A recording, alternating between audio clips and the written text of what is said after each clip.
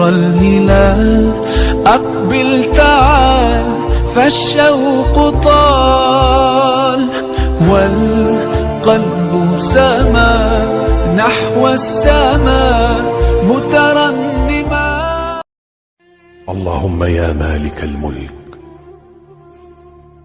يا من في ملكه مقيم وفي جلاله عظيم وفعل جرس الاشعارات عشان يوصلك كل وعلى جديدة. عباده رحيم. انا هنا معايا فرختين ومعايا 2 كيلو بانيه. اول حاجه هبدا فيها هاخد نص كيلو هعمله كفته فراخ. انا غسلت طبعا كل الفراخ وكويس وغسلت البانيه. معانا بقى اول حاجه كفته الفراخ. اول حاجه سلقت 2 بطاطس متوسطه كده عشان نكتر الكفته وتعمل لنا كميه كبيره. وحطيت ملح وفلفل اسود وحطيت شويه كاري وحطيت شويه دبس رمان وشويه صويا صوص. انا كاتبالكوا المقادير على الشاشه عشان لو هتعملي سكرين. حطيت البطاطس المسلوقه. هنا حطينا بطاطس مسلوقه. كل وصفه فيهم هنعمل لها حاجه تزودها. اول وصفه بتاعت كفته الفراخ انا زودتها بالبطاطس المسلوقه. هتشوفوا هتقطع معايا قد ايه وطعمها حلو جدا جدا، يمكن احلى كمان من الكفته بتاعت اللحمه. وطبعا الفراخ بتكون ارخص فبتوفر معاكي ازيد يعني في البيت وكده. حطيت بقى هنا الفراخ، نص كيلو من صدور الفراخ. انت قطعيه، ولو فرمتي كل حاجة لوحدها يكون افضل عشان ما يتقلش على الكبة عندك. انا هنا وانا بفرمه كان تقيل شوية على الكبة، فاضطريت ان انا اخد شوية شوية وافرمهم لوحدهم. فرمت الكفتة كويس كده لحد ما نعمت معايا، وبدأت بقى اصبعها بالعيدان بتاعت الشيش طاووق كده او اي حاجة عندك، لو معلقة عادي. بغمز ايدي كده في الزيت وببدأ بقى ايه اصبع الكفتة. هنا عملت لي كمية حلوة جدا.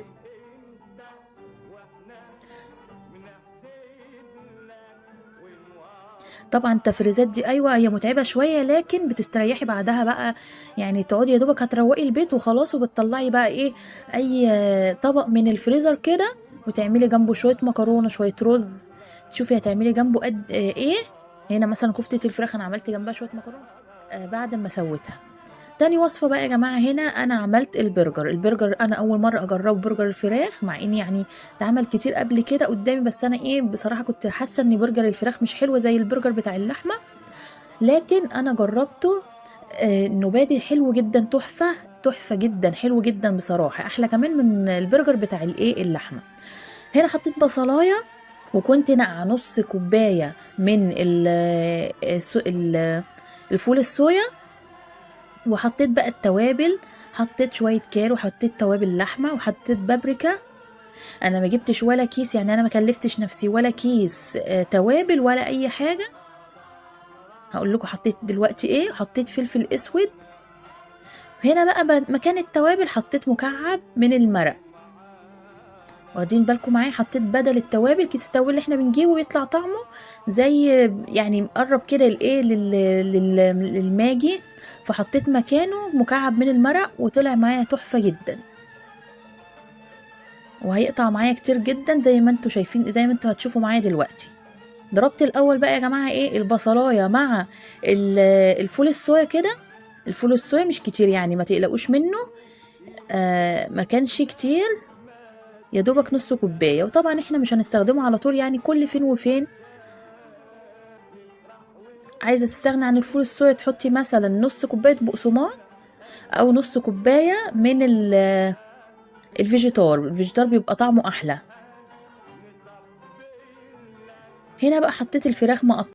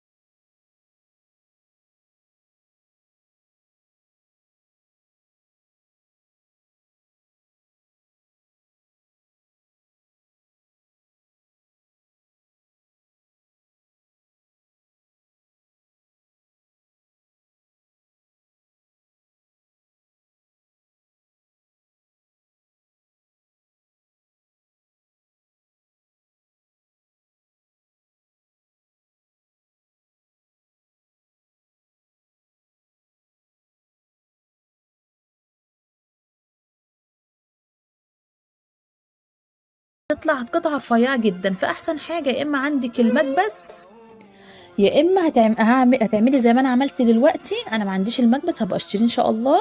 هتعملي في الغطا بتاع اللي هو البرطمان، اللي هو الكبير شوية بتاع الفيترك، اللي هي العلبة الكيلو دي.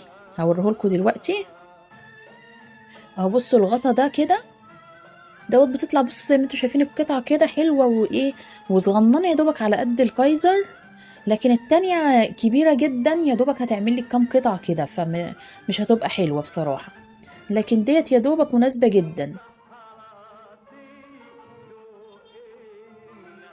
كملت بقى انا كده بالغطا بقية البرجر.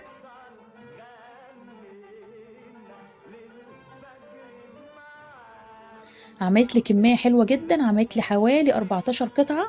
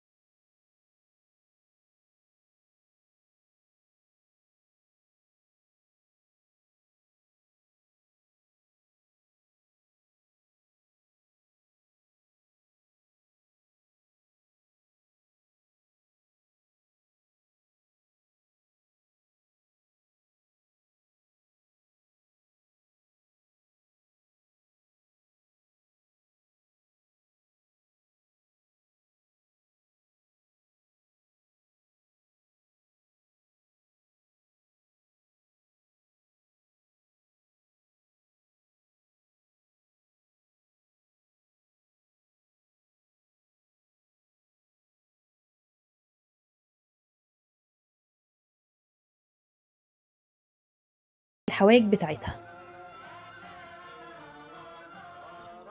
هنا بقى انا حطيت التتبيله، ما حطيتهاش كلها يا جماعه عشان انا اتبل الباقي بيها. يعني انا عملت تتبيله شامله لكله. التتبيله دي بتاعت المشويات، وتنفع كمان معاكي للبانيه حلوه جدا، وتنفع كمان معاكي للستريبس. بس طبعا احنا هنبقى نزود له بقى ايه، يعني ما نيجي نقليه هنبقى نزود له حاجات، بس هو يتبل لغايه ما يطلع ويتقلي. هنزود له شويه ميه كده ايه ونقليه بقى، ونطلعه من الميه والدقيق دي على الدقيق تاني ونقليه، اللي هو الستريبس. بتكلم عن الستريبس يعني لما نيجي نعمله. هنا بقى زي ما قلت لكم حطيت فرخه هشويها في يوم مع شويه رز كده. والفرخه التانية انا قسمتها على طبقين. يعني الفرخه التانية معايا كده بتاع ده 8 قطع، قسمتها على طبقين. الفراخ عندي برضو مش كبيره، يعني ايه اللي كنت جايبه 2 كيلو، قصدي الفرختين ب3 كيلو و700 جرام، يعني الواحدة 2 كيلو إلا، والاتنين قاطعين 90 جنيه. ارجعوا الفيديو المشتريات هسيبه لكم ان شاء الله في صندوق الوصف عشان تعرفوا ايه انا بتكلم عن ايه. هنا بقى معايا كده الصدور الفراخ دي انا هتبلها، لان انا هعملها ايه، هحشيها بالرز كده والكبد والقوانص، واعمل جنبها رز بالخلطة بالكبد والقوانص زي الحمام الكداب كده. فنقيت الصدور اللي ايه اللي تنفع تتعمل، خدت كده على عددنا وزودت كده كام حته، والباقي كده دول كيلو ونص، لا دول كيلو من البانيه. خدت زي ما قلت لكم كام قطعه كده من الصدور عشان اعملها ايه حمام كداب. والباقي الصدور عملتها ستريبس كده، قطعتها بالطول، بتقطع حلو يعني لما بتبقى ستريبس احسن من البانيه العادي. وهقسمها على كيسين. انا سهلت عليكم كده، عملت تتبيله واحده وتبلنا شفتوا بيها كام حاجه. هنا بقى كده عملت جزء، حطيت الستريبس ده على كيسين. هتطلعيه بقى تعملي ايه جنب حاجه، مش هتعملي لوحده كده. احنا جايبين مع بعض كنا مكرونات ورز عشان خاطر الكلام ده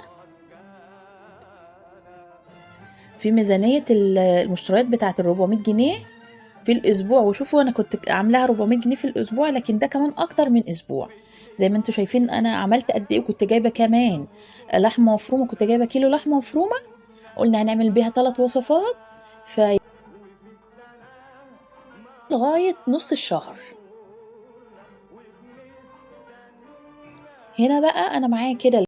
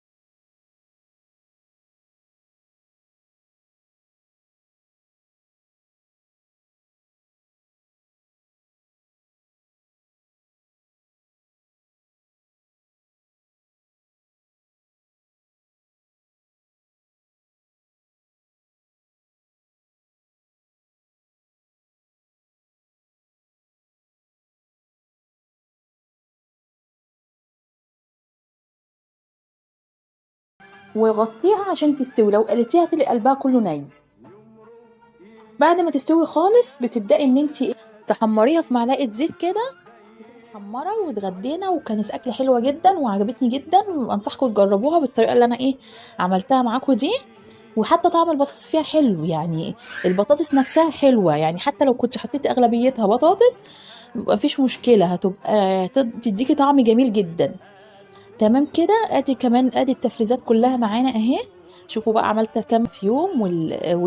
والحمام كداب اللي انا عاملاه الصدور ده، نعمل حمام كداب والكفته والبرجر. وادي الفرخه التانية على مرتين، ومعانا الستريبس على كيسين. وكمان ممكن تعمليها تفريزات رمضان الجايه ان شاء الله. انا شايفه لسه بدري على رمضان، بس انا شايفه في ناس كتير بتنزل رمضان.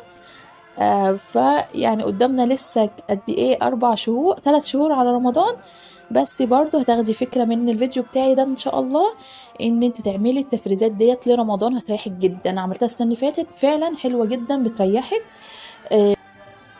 لو انت ربة منزل او انت بتشتغلي هتقدري تعملي في يوم التفريزات دي، حتى لو يوم جمعة. تعمليها. ما خدتش معايا بالظبط زي ما بقول لك ساعتين، وانا يعني مش مدربكه وكده. انا عامله لك التتبيله واحده وعملت بيها كذا صنف. وكمان بس عملت الكفته والبرجر. يا رب يكون الفيديو بتاع النهارده عجبكم. استنوا مني فيديوهات كتير بنفس النوعيه. اعملي لايك بقى عشان اللايك بيرفع الفيديو، واعملي اشتراك في القناه وفعلي جرس الاشعارات عشان كل ما اعمل كل فيديو ان شاء الله يوصل لك. وشكرا والسلام عليكم ورحمه الله وبركاته.